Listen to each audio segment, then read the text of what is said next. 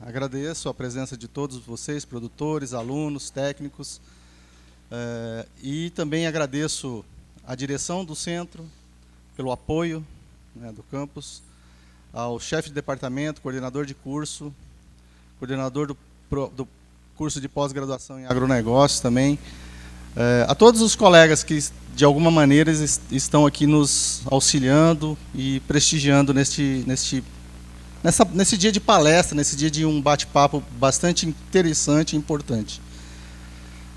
O Brasil, como um grande produtor mundial de alimentos, né, ele tem se destacado no sentido da busca de alternativas e da sustentabilidade dentro dos nossos sistemas produtivos, né. E o assunto e o tema que nós vamos tratar hoje, ele vem justamente ao encontro dessa busca por uma produção sustentável.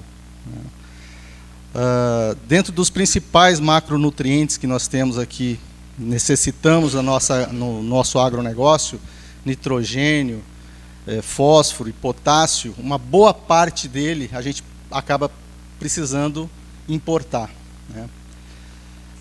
Então, nesse momento atual, em que os custos de produção estão cada vez mais estreitos, em que a exigência por sistemas produtivos sustentáveis, ela se torna quase que uma obrigação por parte de nós, como produtores, como técnicos, o tema de uso de remineralizadores, ele é extremamente importante. E para isso, hoje nós estamos aqui com o pesquisador Éder, da Embrapa Cerrados, que vai nos falar sobre esse assunto bastante relevante, desse tema bastante importante para nós nesse momento.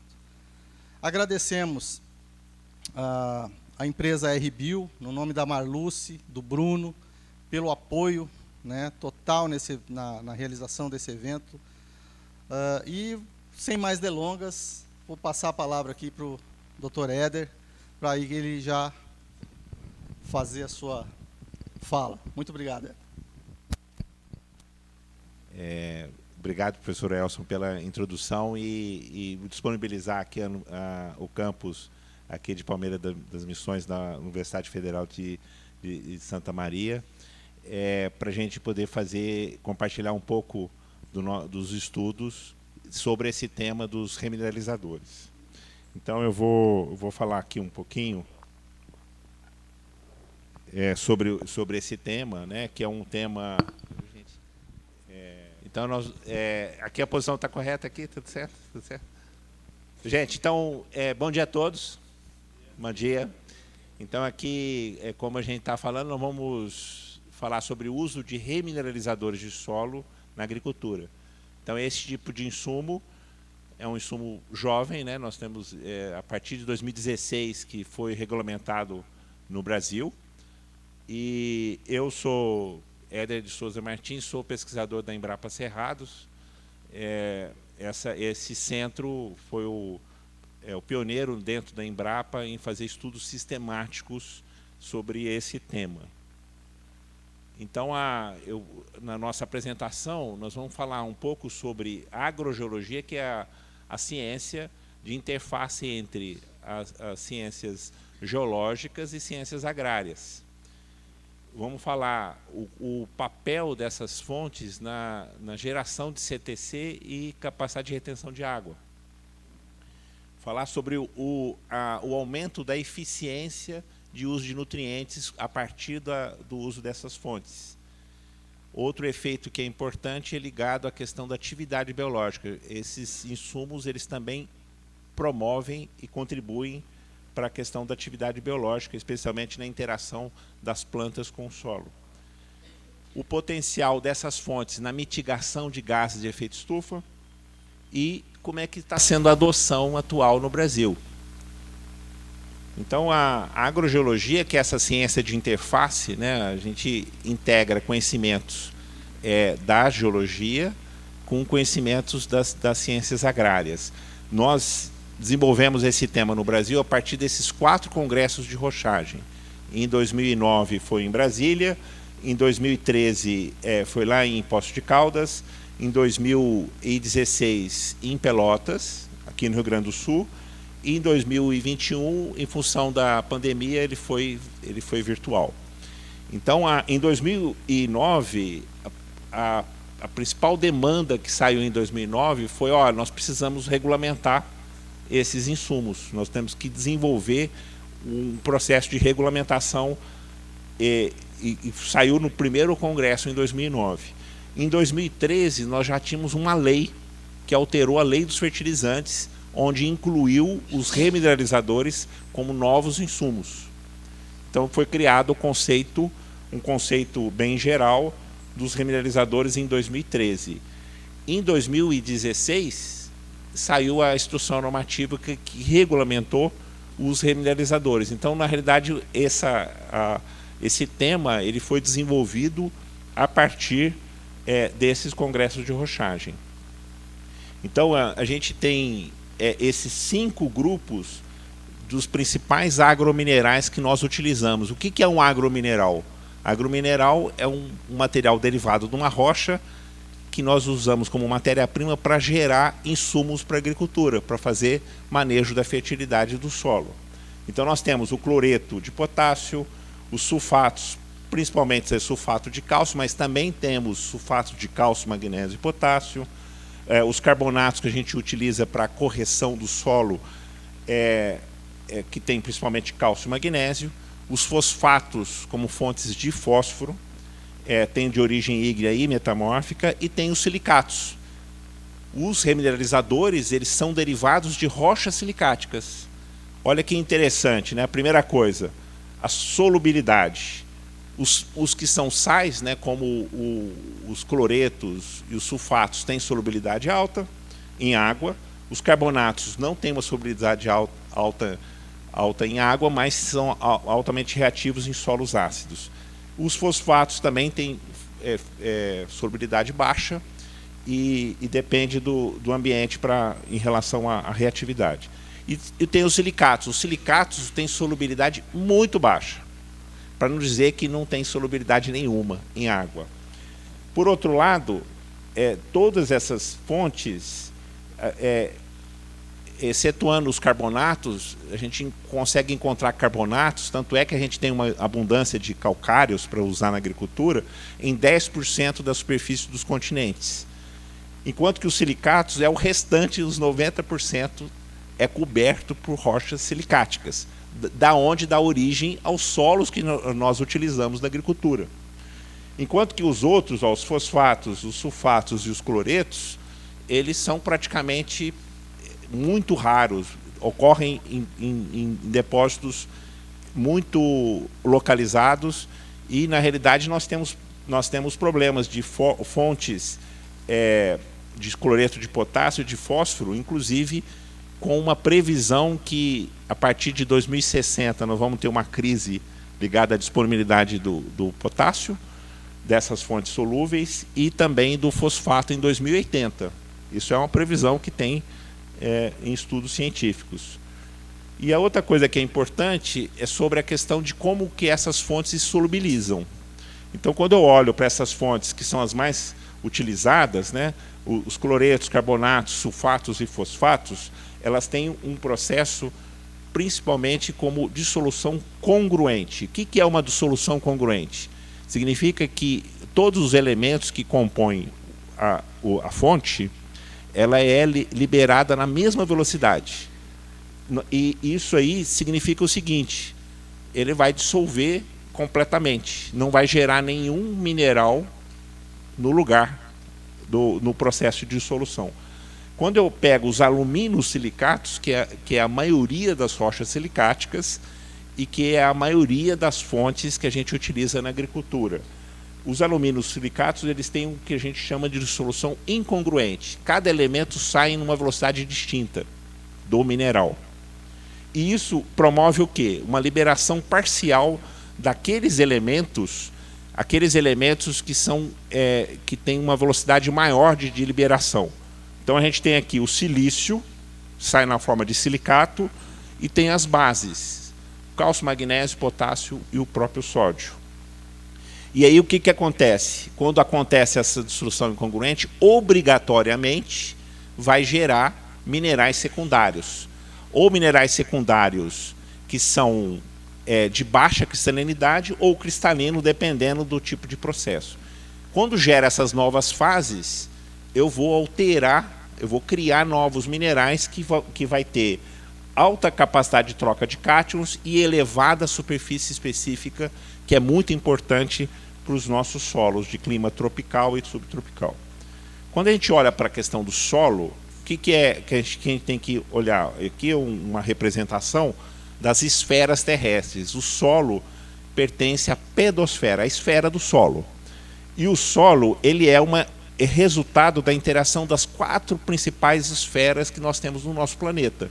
A litosfera, que é a esfera das rochas, a hidrosfera, que é da água, a biosfera, que é da vida, e então essas 4 esferas integradas, juntas, elas vão formar o solo. Então, quando a gente olha para o solo, nós estamos olhando, na realidade, para uma integração dessas 4 esferas. Nós chamamos isso de pedosfera. Quando a gente utiliza a rocha, uma rocha silicática no solo agrícola, nós estamos tratando principalmente dessa interação. A gente usa todas elas, obviamente, mas é a interação dos minerais com a vida que tem no solo. Nós chamamos isso de biointemperismo. Esse é a principal interação que nós temos nos nossos solos a partir dessas fontes silicáticas. Por outro lado, a gente tem que ter consciência que nós temos fontes que são regionais. Que fontes são regionais? Os calcários, todo mundo já conhece. Os fosfatos naturais reativos, eles são também regionais. Os sulfatos naturais, nós temos alguns depósitos no Brasil de sulfatos naturais, especialmente de sulfato de cálcio, na forma de gipsita, e temos os agrominerais silicáticos.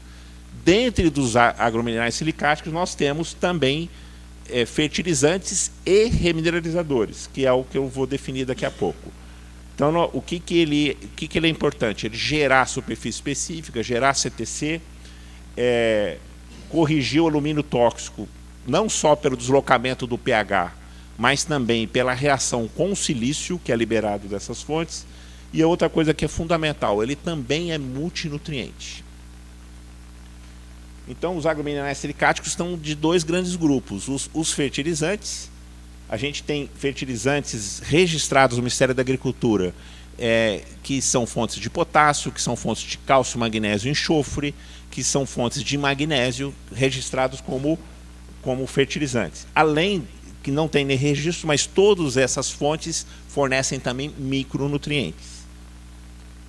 E os remineralizadores de solo? Os remineralizadores de solo, eles foram definidos e regulamentados pensando exatamente nessas características de aumentar a CTC, aumentar o pH do solo, diminuir a perda de nutrientes, estimular a atividade biológica do solo. Se você olha essas definições, essas definições são justamente dos condicionadores de solo. Entretanto, tem uma coisa que só essas fontes fazem, que é gerar novas fases minerais. Por isso que elas são diferentes dos condicionadores. Eles são condicionadores de solo que formam novas fases minerais, e essas novas fases minerais permanecem no solo no longo prazo. E aí a gente fez um estudo, uma parceria entre a Embrapa e o Serviço Geológico do Brasil, que é a CPRM. Nós fizemos um estudo para falar o seguinte: qual é o potencial de ocorrência dessas fontes no Brasil?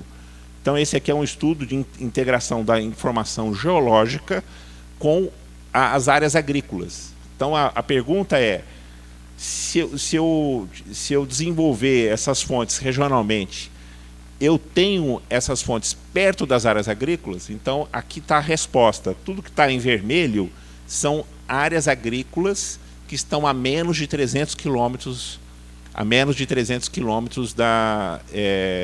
das fontes desse tipo. Então, nós temos agrominerais silicáticos bem próximo das áreas agrícolas. Vocês podem observar que a região sul é a região mais abundante nessas fontes, onde nós estamos. A regulamentação foi, como eu disse inicialmente, essa lei 12.890 em 2013, e a regulamentação na Instrução Normativa número 5 de 2016. Então, o que significa? Nós temos esses insumos são jovens, né? Nós estamos aqui em 2022, tem 6 anos que essas fontes foram regulamentadas. E aí tem os critérios, né? Soma de bases. É muito importante a gente conhecer a soma de bases de cada... É uma coisa fundamental. O mínimo tem que ser 9%, o teor de potássio mínimo de 1%, limites máximos de elementos potencialmente tóxicos. Foram escolhidos esses 4 elementos, o cádmio, o chumbo, o mercúrio e o arsênio, justamente porque eles não têm uma função fisiológica específica em nenhum ser vivo. Pequenos teores podem ser tóxicos, então por isso que a gente colocou limites neles. A questão da sílica livre. A sílica livre, existe uma confusão, o pessoal olha a análise química e fala o seguinte: ah, sílica total. Não é a sílica total, é a sílica na forma de quartzo. O que é o quartzo? É o mineral mais comum que tem nessas rochas silicáticas, que são inertes no solo agrícola. Por isso que a gente colocou um limite máximo. E aí tem mais... É importante atualmente demonstrar que a fonte tem efeito agronômico, e a granulometria ela pode ser farelado, pó ou filler. No entanto, nós temos 33 produtos registrados atualmente no Ministério da Agricultura, todos são pó ou filler, nenhum é farelado, tá? Na classificação do Ministério, no Ministério da Agricultura. E tem, quando você quiser montar uma mina nova para desenvolver esses insumos, não existe uma regulamentação específica na Agência Nacional de Mineração. Então isso aí está sendo, nós estamos discutindo bastante lá internamente para gerar uma regulamentação e simplificar o processo para a geração desses novos insumos. Então, aqui é só mostrar para vocês, tudo que eu falei ali, a gente pode transformar isso num fluxograma, tem esses 5 filtros, né? Soma de bases, teor mínimo de potássio, teor máximo de quartzo, teor máximo de elementos potencialmente tóxicos e o protocolo agronômico. Se passar por esses 5 filtros, eu posso registrar um pó de rocha como remineralizador. E, além disso, tem a questão do que é fundamental, são as garantias. Além desses 5 filtros, você tem que colocar as garantias, e uma da questão da garantia é o pH de abrasão. O pH de abrasão é simplesmente o pH da rocha moída, da mesma forma que a gente mede o pH de solo em água. Então, na realidade, para você registrar um produto, tem 4 conjuntos de caracterizações que nós temos que fazer: caracterização química, mineralógica, físico-química e agronômica. Então, na realidade, essa regulamentação é extremamente robusta para a gente gerar um produto que tenha eficiência e seja seguro. E esse conceito da remineralização de solos não é um conceito que foi inventado pelos humanos. Na realidade, ele já existe na natureza. Aqui é um exemplo de um vulcão lá na Indonésia, que é um vulcão, Monte Merapi. Ele gera cinzas vulcânicas. E essas cinzas vulcânicas, o que é? São rochas moídas naturalmente. A gente está olhando aqui essa quantidade de cinzas que sai, né? É um processo natural do vulcanismo, e essa cinza ela é transportada, nesse caso, pelo vento, e depositada numa área. E no caso aqui é uma foto de um agricultor que o solo da propriedade dele recebeu a cinza vulcânica desse vulcão. Então, ciclicamente, essa área aqui ela é renovada com a aplicação natural de remineralizador produzido pelo próprio vulcão. Então, esse aqui é o processo natural. E como é que a gente pode fazer num país que não tem vulcão ativo? Nós temos que criar os nossos vulcões. Como é que a gente faz? Nós vamos lá na mineração, encontramos uma rocha que seja adequada para usar na agricultura, e vamos fazer um processo de mineração e gerar esse pó. Esse pó que tem que ter a granulometria correta, e nós vamos fazer exatamente o que a natureza faz: a moagem, o transporte e depois a aplicação lá no campo. É exatamente imitando o que a natureza faz. É assim que é o processo de remineralização.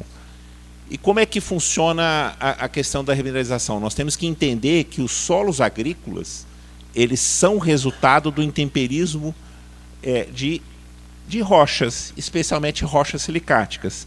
Então ela começa aqui com o afloramento da rocha e com o tempo e a ação do clima biológica e controlado pelo relevo, nós vamos ter evolução do solo. Aqui nós estamos vendo o efeito ao longo do tempo desses processos até chegar nos solos que a gente utiliza para fazer agricultura. Então, o que acontece? Nós temos os minerais primários. O primeiro estágio é a formação de minerais 2:1, que são minerais expansivos e que retêm bastante água e cátions. Depois tem um outro estágio, que é 1:1, que é um pouquinho antes desse aqui, e depois, no final, forma esse aqui, que gera os solos mais intemperizados que tem no planeta, e que nós temos no Brasil, são os solos mais antigos que existem, que tem idade de milhões de anos, inclusive. Então, esse é o processo natural de formação de solos. O que acontece em relação às plantas que a gente cultiva? Elas têm centros de origem. Esses centros de origem, eles estão em qual tipo de ambiente? Num ambiente mais jovem, onde tem os minerais primários ainda. Então as plantas evoluíram num ambiente justamente com esse tipo. Ou tem minerais primários, ou tem os minerais 2:1, que foram gerados no início do intemperismo. E os solos tropicais e subtropicais estão no outro extremo, no extremo de intemperismo mais intenso, e não temos mais os minerais primários para fazer essa interação com as plantas. Então, como é que a gente faz para a gente religar esse solo tropical e subtropical com os centros de origem daquelas plantas que a gente cultiva? Nós fazemos justamente a remineralização. Então, é colocar de volta em contato da planta com os minerais primários, que isso já existia no centro de origem delas. E aí o que acontece? Eu posso fazer isso com solos mais jovens? Posso. No entanto, quanto mais distante for o solo mais intemperizado for esse solo, mais eficiente vai ser esse processo. E aí qual que é a ideia? Nos nossos solos tropicais muito intemperizados, nós já temos naturalmente um predomínio de cargas positivas nas condições de solo. O que acontece com o uso dos remineralizadores? Eu vou criar cargas negativas de origem mineral, especialmente na camada superior. E aí o que acontece? Nós vamos realimentar uma bateria, né? A gente tem já carga positiva, mas temos pouca carga negativa. Então, qual que é a ideia? A gente criar essas cargas negativas a partir dos minerais. E aí o que vai acontecer? Eu vou criar reservatórios maiores de nutrientes catiônicos, porque os reservatórios de ânions nós já temos nos nossos solos. Você só tem que alimentar desses nutrientes aí. E o conceito, então, gente, é isso aqui, ó.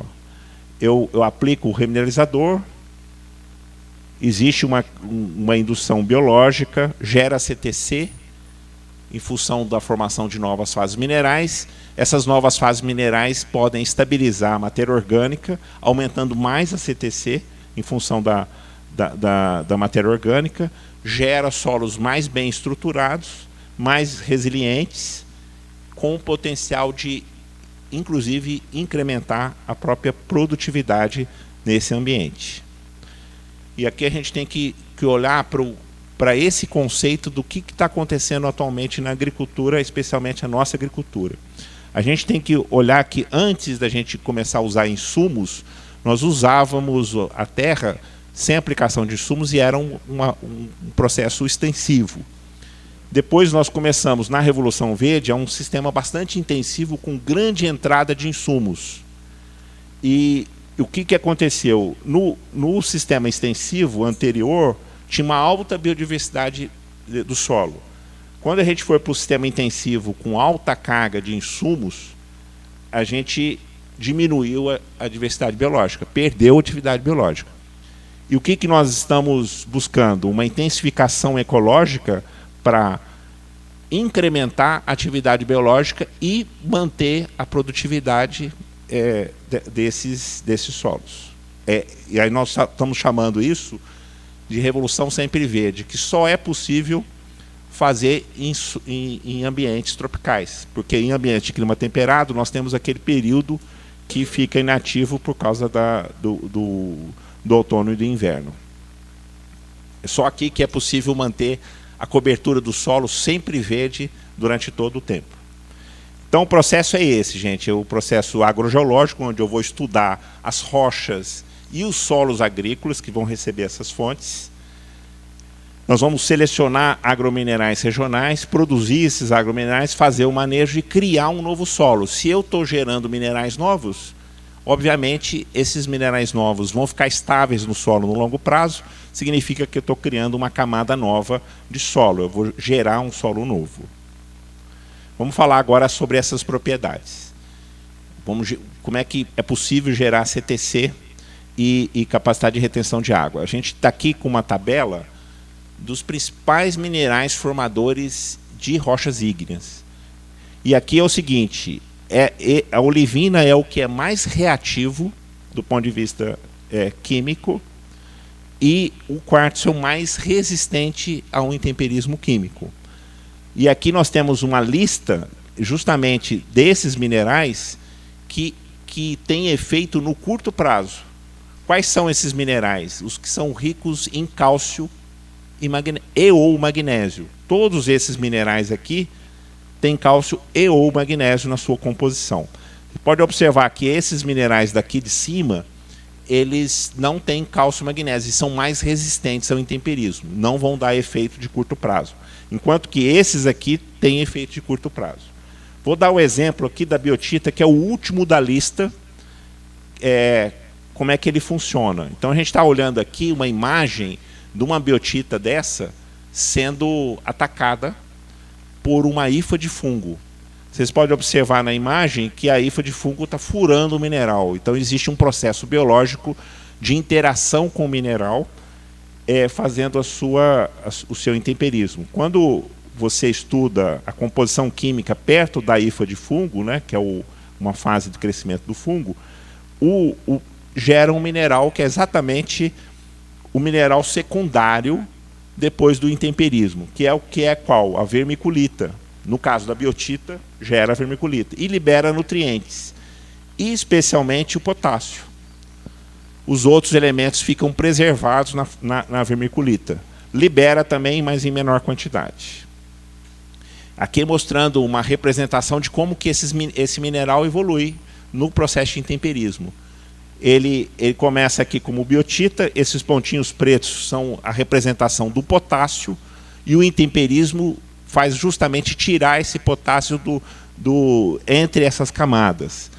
Então gera um mineral intermediário que tem propriedade tanto da biotita como da vermiculita, e depois no final, depois de tirar todo o potássio, gera a vermiculita. Exatamente. E ele vai gerar exatamente esses minerais 2 para 1. Então, e de forma rápida. É isso que eu vou mostrar para vocês agora. Nós fizemos um estudo lá na Embrapa, e aí a gente colocou esses minerais em incubação, só com água. E fizemos também a mesma coisa, mas colocamos milho. Aqui é só com água, aqui é com milho. Olha, aqui formou um mineral novo. Essa coisa aqui é mineral novo. E aí nós fizemos um estudo da capacidade de retenção de água, que é basicamente a diferença da capacidade de campo com o ponto de murcha do material. Quando você faz a diferença, dá a capacidade de retenção de água. Então vocês podem observar que aumentou a capacidade de retenção de água onde tinha o milho, a raiz do milho. Ele fez 2 tratamentos diferentes, e aí o que aconteceu? Criou uma quantidade maior de retenção de água, comparado com onde não tinha ação biológica, que a diferença era muito pequena, quer dizer, a capacidade de retenção de água era pequena. Então, o processo de intemperismo gerou o mineral secundário, e esse mineral secundário guarda a água. E foi um processo que gastou 45 dias para gerar esse mineral. E aí tem vários estudos, isso aqui, ó, de 1992, de um pesquisador e um grupo lá da França, que é o Philippe Insiger, e ele fez um estudo para mostrar como é que era a velocidade do intemperismo da biotita em relação à distância da raiz. Então ele colocou mineral perto, a 0,5 milímetro, a 1 milímetro, a 1,5 milímetro, até 2 milímetros. E aí mostrou o seguinte, que em 4 dias a biotita que estava perto a 0,5 milímetro se transformou totalmente em vermiculita, em 4 dias. Então mostrando que o processo biológico ele age na transformação desses minerais numa velocidade muito rápida. E nós fizemos um trabalho, isso aqui é da tese de doutorado que nós orientamos, mostrando a questão, numa outra escala, mostrando a questão de geração de CTC. Então, o material original tinha, na fração mais fina, tinha 3 centimol de carga, e ele foi para 9 centimol de carga, em 1 ano, depois de 7 ciclos. E o que está na fração um pouco mais grossa, até 0,3 milímetros, você pode observar que a curva é paralela, só que a CTC ela é menor. Então, o que é importante aí? Mostrar que, primeiro, abaixo de 300 milímetros, 0,3 milímetros, você tem condição de gerar minerais na escala agronômica. Acima de 300 milímetros, isso aqui, não há formação de CTC. Então, a gente já indica aqui a questão da granulometria, 0,3 milímetros. Aqui é um trabalho aqui com basalto, mostrando a questão de geração de CTC a partir do basalto. Isso é um trabalho de 2009, feito na Malásia, esse professor Anda e coautores. Aí mostrando o seguinte, um período de até 15 meses aproximadamente, com várias doses, 0, 5, 10, 20, até 80 toneladas por hectare, mostrando a mudança aqui do pH, mostra que há um incremento do pH, e mostra que tem um incremento da CTC. Então, o basalto altera o pH e gera CTC. E ele fornece cálcio e magnésio, isso aqui foi medido no solo. E simultaneamente libera silício, também para o solo. Isso foi demonstrado. E aí a gente precisa do seguinte, gente, como é que a gente avalia uma rocha dessa? A gente tem que ter análise química e análise mineralógica. Esse aqui é o exemplo de uma rocha que é um mica-xisto. Então, vocês estão olhando esses elementos aqui, ó, tudo na forma de óxidos. E são elementos medidos total, é uma análise total da rocha. Então, a gente tem aqui óxido de silício, óxido de alumínio, de ferro, de potássio, de sódio, de magnésio, de cálcio, manganês, fósforo, titânio, cromo e a perda ao fogo. Esses aqui são chamados os elementos maiores. E por que estão na forma de óxido? Porque as rochas da crosta terrestre, a metade das rochas da crosta terrestre são formadas por oxigênio, metade em massa. Por isso que sempre calculado na forma de óxidos. E quando você soma isso aqui tudo, o perda ao fogo é os voláteis que tem na rocha. Vai dar em torno de 100%. Mas isso não adianta nada se a gente não souber em que estrutura mineral que está o elemento químico. Então a gente precisa analisar a mineralogia, como é que está distribuído esses elementos nos minerais. Então a gente tem esses elementos e tem esse 1, 2, 3, 4, 5, 6, 7 minerais. Os elementos estão distribuídos em 7 minerais. E quando a gente olha para os minerais, a gente sabe qual que é o potencial dele de ser intemperizado. Então, por exemplo, nessa rocha, o mineral mais importante é a biotita. É ela que é mais reativa. Nós temos 2 minerais que estão na forma que tem potássio, a biotita e a muscovita. Só que a muscovita ela é muito resistente ao intemperismo. A biotita não. A biotita eu consigo obter potássio dela no primeiro ciclo. Então o que acontece? Dos 3,2% de óxido de potássio que eu tenho na rocha, 2/3 está na forma de biotita. 1/3 está na forma de muscovita. Então, na hora de eu pensar no manejo dessa fonte, eu tenho que olhar para o potássio da biotita. É assim que a gente tem que pensar em relação ao manejo. Então, eu não posso considerar os 3,2% como sendo o total que eu vou disponibilizar. Eu tenho que olhar para esses 2,1%. Então, eu tenho 21 quilos de K2O por tonelada. É assim que a gente tem que olhar. O outro potássio, a gente não pode prever a eficiência dele. Um outro tipo de rocha é silicática, que é muito rica em cálcio. Então, o efeito dela é principalmente como fornecedor de cálcio e magnésio. Eu só mostrando aqui a questão do potássio, na realidade é muito pouco a proporção que ele libera.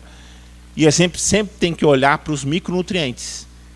Nesse caso aqui dessa rocha, tem 60 gramas de zinco por tonelada, 17 gramas de níquel por tonelada, e eles são eficientes, fornecedores de micronutrientes.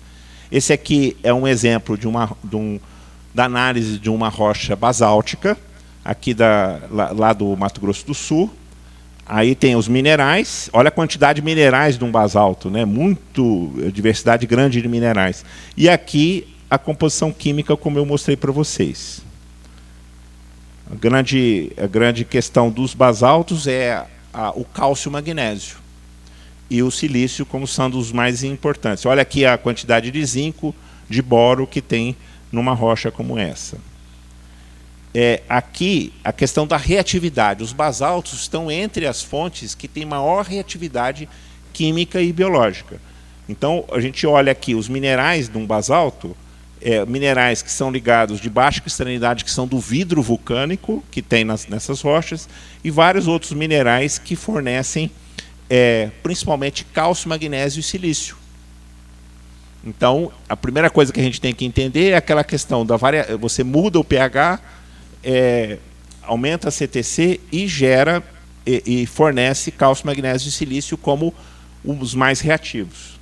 Aí tem minerais que são reativos, mas são mais de longo prazo, que é a clorita e a apatita, que é a fonte de fósforo, em quantidade muito pequena nessas rochas.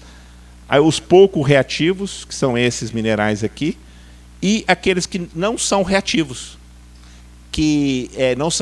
como é o quartzo. Então nós temos essas 4 categorias de reatividade. Isso é uma forma muito boa da gente entender como é que é o comportamento dessas fontes. E aqui o exemplo da composição do basalto da Construbras, né, que possivelmente vai ser o primeiro produto a ser registrado aqui no Rio Grande do Sul. Então, mostrando aqui a composição química, vocês podem observar que os basaltos têm composição química bastante similares entre eles, né? Pode ter algumas variações, mas geralmente eles são muito similares. E aqui a composição mineralógica. Aqui a gente tem pelo menos 85% dos minerais altamente reativos. E a questão da granulometria é fundamental, gente. A referência nossa não é só composição química e mineralógica. A referência está na granulometria abaixo de 0,3 milímetros. Quanto maior a proporção desses minerais, dessa granulometria, dessa fração, mais reativo. É o caso desse produto que está sendo desenvolvido, né? E aí, gente, o que acontece? Quando tem o intemperismo, vai gerar minerais novos. Que minerais novos são gerados? Os argilominerais 2:1 e os minerais de baixa cristalinidade. Especialmente na natureza, a gente encontra isso em solos vulcânicos, a lofana, que é uma mistura de silício e alumínios que não tem cristalinidade. E aí, olha aqui a superfície específica. 700 a 1.500 metros quadrados por grama. É algo absurdo de grande, né? Quando a gente olha para solos como o nosso, que tem caulinita, que tem outros minerais, ele chega no máximo 60 metros quadrados por grama. Então, vocês estão observando que tem 10 vezes superior ao máximo que a gente teria em solos como os nossos. Então, eu estou incrementando a superfície específica quando forma esses novos minerais. Todos são de elevada... O próprio ferro também, quando não é cristalizado, ele também vai fornecer superfície específica elevada. E aí, para mostrar para vocês qual é o papel desses minerais de baixa cristalinidade. Se eu pegar um solo teórico, em que eu tenho a proporção aproximada igual de silt, areia e argila, quando eu tenho apenas 1% do mineral de baixa cristalinidade, esse mineral de baixa cristalinidade vai fornecer 85% da superfície desse solo. Então, mostrando a importância dos minerais novos que são gerados pelo intemperismo dessas rochas. E aqui foi um trabalho que a gente está fazendo, que a gente fez, colocando uma rocha, que é um biotita cianito, como remineralizador, num experimento num latossolo com milho. E aí, olha que interessante, ela diminuiu a proporção de cargas variáveis com as doses e aumentou a quantidade de cargas permanentes, a ponto de ficar praticamente igual a proporção de carga permanente e carga variável. E sendo que na origem era 80% do solo era carga variável e 20% só de carga permanente. Então houve um incremento incrível só num ciclo de milho. Então houve uma mudança importante do solo.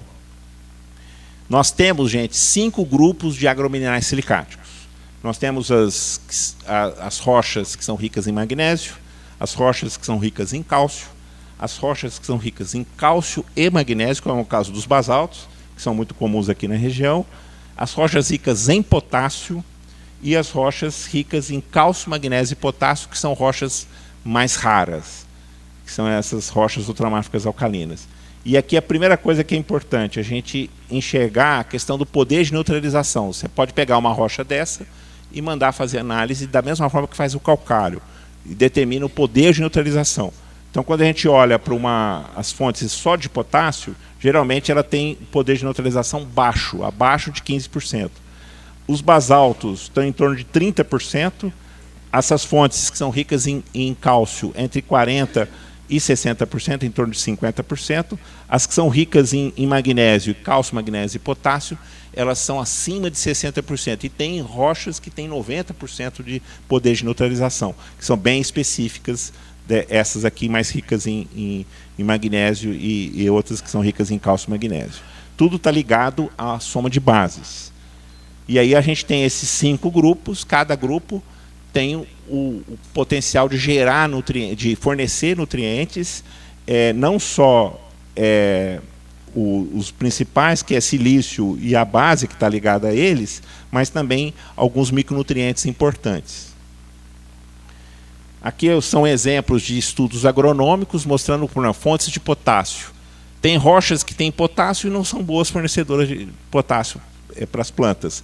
Então, aqui tem 2 aqui que não foram boas para fornecer potássio, apesar de elas terem potássio. E essas outras 3 aqui fornecem elas são boas fornecedoras de potássio, quando comparado até com a fonte solúvel. Esse aqui é um outro exemplo, né, mostrando uma rocha potássica. Aqui é a referência, essa barra em preto é a referência solúvel, e aqui mostrando o aumento da eficiência conforme aumenta a dose. Então, cada fonte tem a sua eficiência no curto prazo, tudo de curto prazo. Outra coisa interessante, né, quando eu coloco essas fontes no solo, a primeira coisa que acontece é aumentar a disponibilidade de fósforo, mesmo elas não tendo teor de fósforo elevado. Então, vocês podem observar aqui que a disponibilidade de fósforo aumentou já a partir da dose mais baixa, comparado com a testemunha sem aplicação. E esse gráfico aqui à direita é a disponibilidade de potássio. No caso aqui é linear, porque essa rocha é uma fornecedora de potássio. A gente olha em vários tipos de cultura, no caso do café, mostrando fontes que são boas fornecedoras de potássio e também aumenta a qualidade do café, porque as fontes que têm cloro diminuem a qualidade do café. Aqui mostrando a produtividade, né? Aqui a testemunha, todos isso aqui são rochas diferentes, e aqui uma rocha comparada com a fonte solúvel, mostrando que são boas fornecedoras. Outra questão é a questão da eficiência de uso de nutrientes. Por exemplo, uma rocha como essa aqui, ela aumenta a eficiência do nitrogênio, mesmo não tendo nitrogênio nela. Aumenta, no caso aqui, de potássio, porque aumentou o nível de potássio, só que diminuiu de magnésio. Aqui tem aquele efeito que é antagônico, né? Aumenta a disponibilidade de potássio, acaba diminuindo o de magnésio. E aqui eu quero mostrar para vocês que não teve diferença significativa em relação ao fósforo, apesar dessa fonte aumentar a disponibilidade de fósforo no solo. Na planta, a planta não conseguiu enxergar. Depois eu vou mostrar para vocês um outro resultado. Esse aqui é um trabalho que saiu agora. Eu acabei de ler o artigo e coloquei aqui na nossa palestra. Feito aqui na região sul, na Universidade de Passo Fundo, uma equipe que trabalha de forma sistemática com essas fontes, trabalhando com basalto, no caso um metabasalto, lá da região onde gera onde tem a ametista, né? E aqui mostrando numa pastagem nativa, se aplicou durante um pouco mais de 2 anos, né?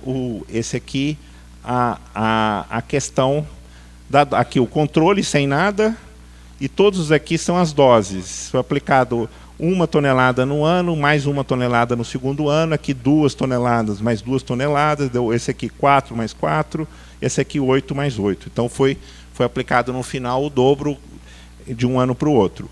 E aqui, gente, a produtividade da pastagem.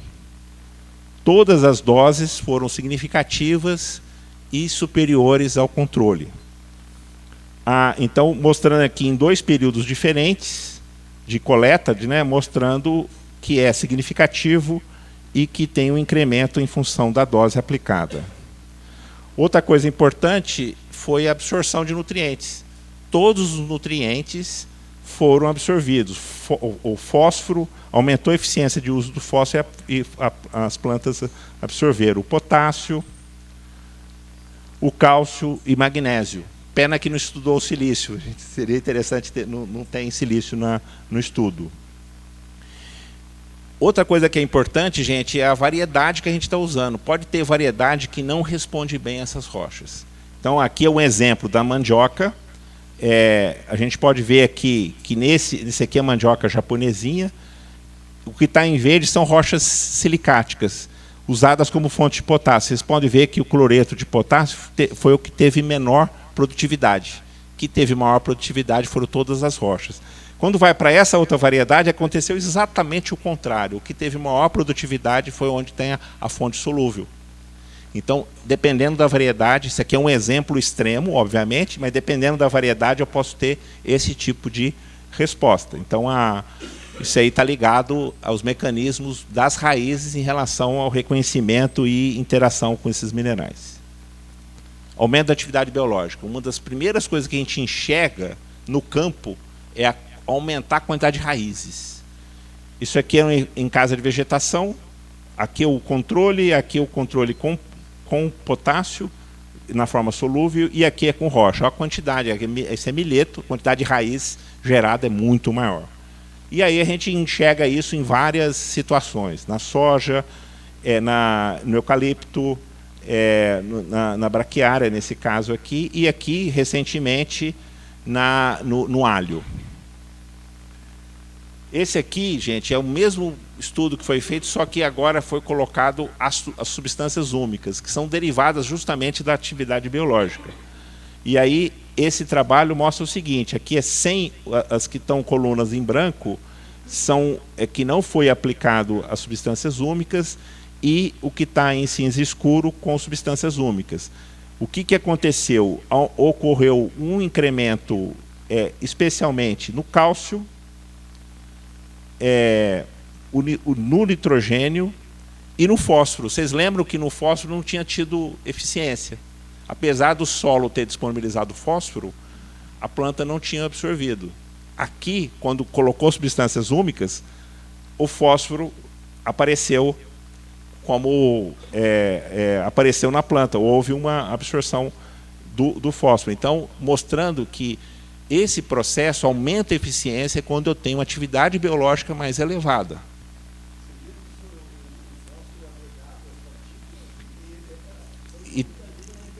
Ele ajuda na liberação, só que se não tiver atividade biológica, a planta não consegue retirar esse fósforo. Aqui, mostrando para vocês um estudo sobre micro-organismos associados às raízes da cana-de-açúcar, lá no centro de origem dela, lá na ilha de Java. E aí, qual que é o objetivo desse trabalho? São 3 conjuntos de comunidades de micro-organismos, e aqui são os minerais que são fontes de potássio. Cada conjunto de micro-organismo tem uma eficiência diferente em disponibilizar potássio. Olha que interessante. Então, uma rocha aqui, que é um leucitito, que é uma rocha potássica, para esse conjunto aqui, essa aqui teve uma liberação maior. Para esse outro conjunto de isolados, a rocha rica em feldspato teve esses isolados aqui. E para esse conjunto aqui, vocês podem observar que, em geral, esse conjunto foi superior de isolados. Então, mostrando que cada tipo de micro-organismo tem diferenças no ponto de vista de comportamento em relação, especialmente a minerais, diferentes minerais. Nós temos esse potencial de sequestrar carbono. Isso tem trabalhos nos últimos 5 anos muito grande feito no exterior, e esse aqui é um trabalho feito no Brasil para o estado de São Paulo, mostrando que é possível você sequestrar até em torno de 150 quilos de CO2 equivalente por tonelada aplicada.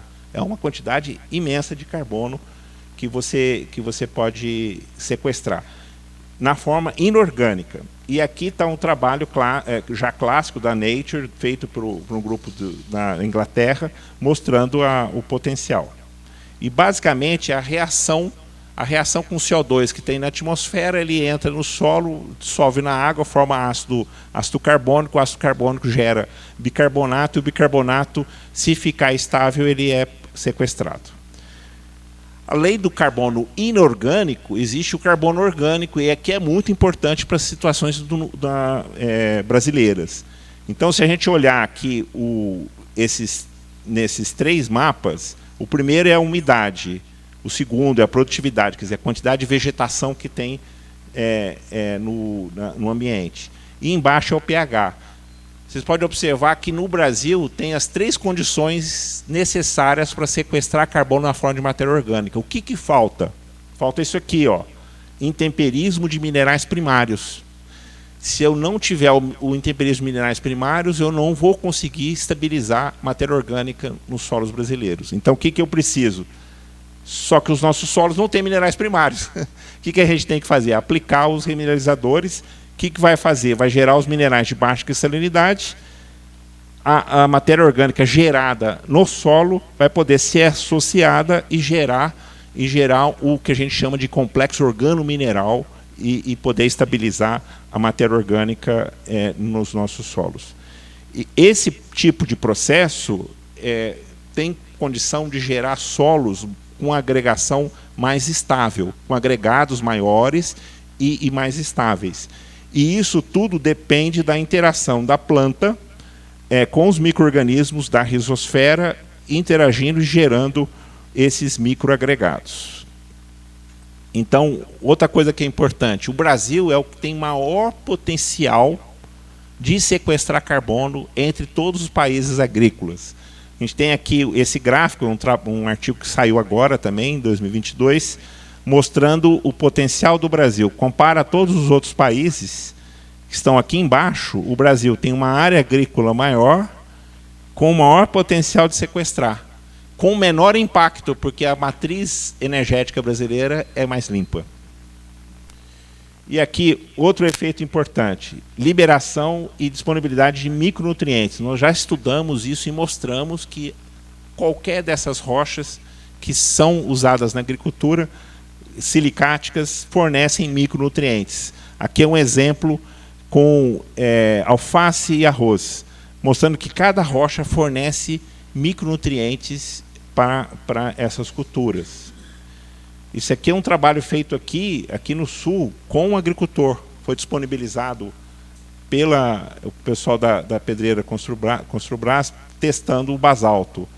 Então, olha que interessante, né? Dose, isso aqui dentro da fazenda, viu? Isso aqui não é experimento controlado, né? A gente tem foi um teste feito na fazenda. Foi aplicado 3, 5, 6 e 9 toneladas por hectare do basalto. Aqui é testemunho da fazenda, só fonte solúvel. Aumentou a produtividade, mais de 10 sacas por hectare. E o que eu quero mostrar para vocês é essa questão dos nutrientes acumulados nos grãos. Vocês podem observar que tem mais fósforo, mais enxofre, mais boro, mais zinco, mais silício, mais sódio, comparado com o tratamento só com fonte solúvel. E o que isso implica? Implica em maior peso de 1000 grãos. Aumenta a densidade nutricional dos grãos. Isso significa maior qualidade dos grãos também.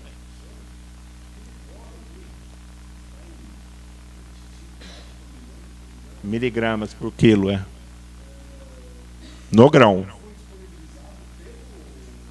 Então, na realidade, não é aí que está a questão. O que eu falei lá no início? O aumento da eficiência, o aumento da eficiência de uso de nutrientes. É do próprio solo, que não estava sendo absorvido.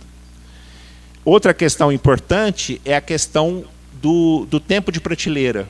Tem várias culturas que o tempo de prateleira é fundamental, como na fruticultura. A polpa de maracujá. Isso é um estudo que nós fizemos e mostramos que a polpa de maracujá tinha uma maior longevidade, mantendo a qualidade quando a gente utiliza remineralizadores. Estou aqui na última parte da nossa apresentação, falando o seguinte: foi pela primeira vez em 2021 foi publicado o Anuário Mineral em relação a essas fontes. Aqui já está desatualizado, nós temos já 37 produtos registrados. Em breve teremos o primeiro aqui no Rio Grande do Sul. Pode observar que aqui a gente não tem, mas nós vamos ter em breve. E quais são os tipos de rochas? São uma infinidade de rochas que foram registradas como remineralizadores. E todos os grupos, aqueles 5 grupos que a gente falou, lá da classificação dessas fontes, estão representados nos produtos registrados. E em 2019 foram produzidos e consumidos mais de 900 mil toneladas.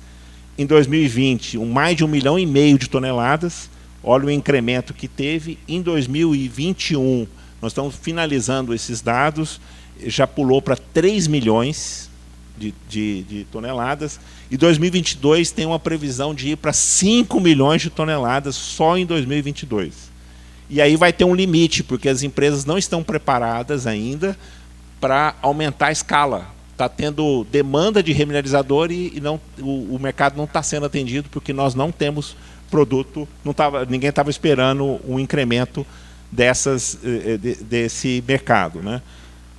O Goiás ele tem maior produção e consumo, porque foi o primeiro estado que começou a desenvolver esse tipo de tecnologia. Minas Gerais é muito importante porque Minas Gerais tem fontes muito importantes. Ela não é que ela consome internamente, ela exporta para os outros estados, né? Aí nós temos já São Paulo, olha Rio Grande do Sul, apesar de não ter registro, o consumo é grande no Rio Grande do Sul, né? Relativamente grande, dos produtos ainda não registrados. No Paraná, o Paraná está crescendo, né? Ela está indo para 3º, 4º lugar, vamos ver como é que vai sair, mas já temos Tocantins, Mato Grosso, Bahia, Maranhão, Mato Grosso do Sul, Mato Grosso e Santa Catarina são os principais estados. Da onde vai vir as fontes que a gente... nós temos potencial, gente, de gerar 500 produtos. Nós temos 600 empresas mineradoras que geram agregados para construção civil, brita, areia artificial. Dentre as 600, tem potencial para gerar 500 produtos. É uma coisa imensa. E são coprodutos. Além do produto que ela gera, você pode gerar o produto. A única questão é a questão da granulométrica, né? A demanda, se a gente falar o seguinte, ó, qual é a quantidade de remineralizador que a gente precisa produzir para remineralizar todos os solos brasileiros? 75 milhões de toneladas anuais. Se a gente produzir 75 milhões de toneladas anuais, nós temos potencial de remineralizar todos os solos agrícolas brasileiros. Sendo que nós estamos produzindo 5 milhões. Nós estamos bem longe ainda de chegar nesse... Agora, se você olhar para essa indústria, ela gera anualmente 250 milhões de toneladas. Ela tem capacidade de gerar mais 75 milhões de toneladas.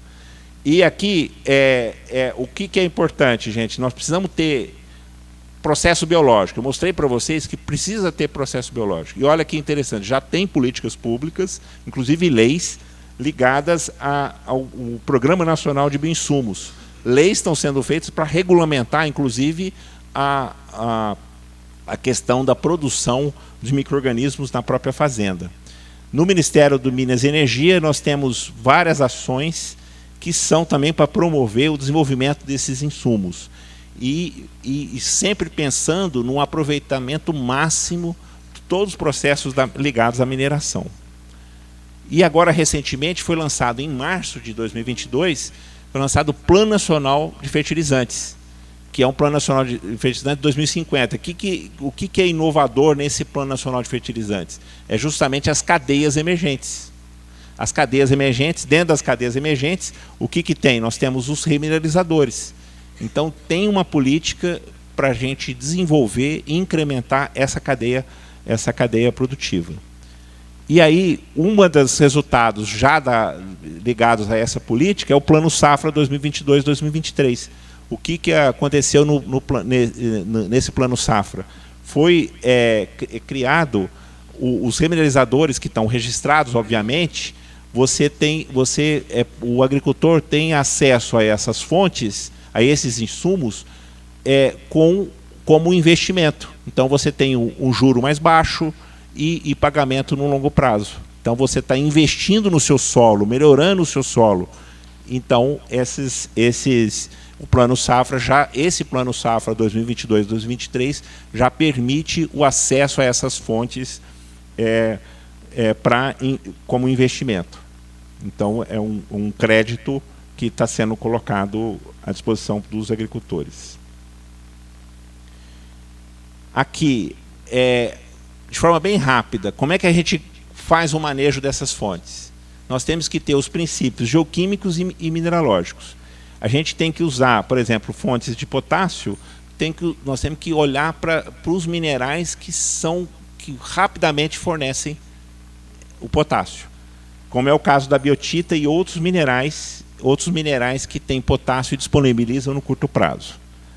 Corretivos de solo, a gente tem que olhar, pensando no manejo, nós temos que olhar, por exemplo, o basalto, a gente tem que entrar no cálculo da correção do solo. Ele faz outros efeitos, mas na hora de a gente manejar, a gente tem que olhar essa fonte como um corretivo, na contribuição da correção, além dos outros efeitos que a gente tem. O basalto, por exemplo, um basalto típico, a gente tem que usar 3 vezes a quantidade em relação ao calcário.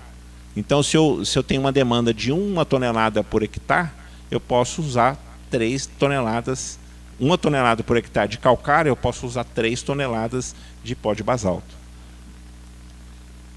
Então, eu posso pensar no manejo sempre olhando ou para a disponibilidade de nutriente ou para esse efeito também como corretivo. Essa parte de formação de novas fases minerais, que é o principal efeito que vai gerar no longo prazo, nós não temos medidas ainda dessas coisas. A gente tem que medir cada vez mais, especialmente a superfície específica do solo. Então, gente, essas são as bases da remineralização de solo.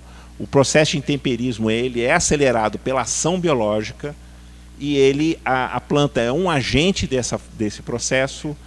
Ao mesmo tempo que acontece o biointemperismo, vai liberar nutrientes, vai formar novas fases minerais.